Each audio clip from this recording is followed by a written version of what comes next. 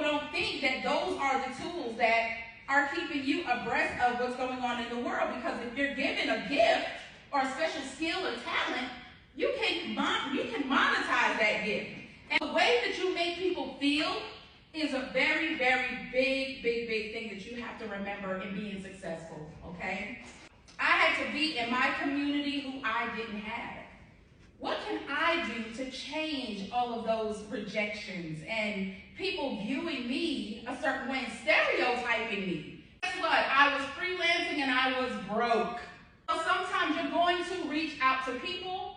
They're not going to believe in your vision. There's going to be times where you're going to be broke. There's going to be times where you're going to be high. There's going to be times where you're going to be low. But you just create. And remember your passion and why you started. If you remember why you started, you'll always have something to believe in. You'll always have that fire and that spirit of an entrepreneur, because as an entrepreneur, it's not going to be easy. And this all is colorful because this is my spirit. This is my true spirit. Every day, it's colorful. So I want to introduce to people to my spirit. And sometimes you need sun, water, and the fertilizer to grow. So I want people to understand that. I filed my business as an incorporation under a nonprofit umbrella. So that means my nonprofit can get grants. I can make money through grants to help people with my services, or I can also get paid to go to New York and direct a Broadway production and make thousands of dollars under my incorporation, and then I have a nonprofit. And I didn't do that until 2020. And the pandemic forced that, because I was like, yeah, girl, you can't be out here just freelancing and just putting money in a little safe. You gotta have some paperwork. You have to have trademarks, your stuff copywritten. You wanna make sure that all of your paperwork is taken care of, so when you do your taxes, you're good to go, okay? And you want to have that for your children. You want to leave that stuff for your family and for your children, and make sure that you can have those benefits as well. And you know what? I actually just teach for fun at this point, because my business is flourishing. My business flourished. It went way past what I thought it would be. And now I am a director.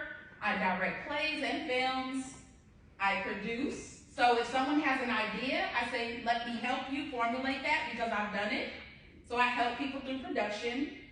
So when you think about the one thing that makes you unique, that makes you stand out, that's another thing that you want to think about when you're out talking about your brand and your business, is what sets your business apart from the rest, and why are you passionate about it, okay? As long as you know why you're passionate about it, someone else is going to be passionate about it, okay? Arts education, of course, I go out and I talk to kids and do workshops. I also speak to entrepreneurs, nonprofit workshops in dance, theater, whatever they want me to come do, creative writing. Mentorships for me is probably the most fun, because I get to see, tell me your name, sweetheart. Daniel. Daniel has an idea. And he's like, hey, Miss Flower Child, I have this idea, and I don't know what to do with it, and it's just on paper. And I'm like, okay, meet me at Panera Bread, Daniel. Let's talk about this. How much money do you need? Okay, how are we gonna get this money?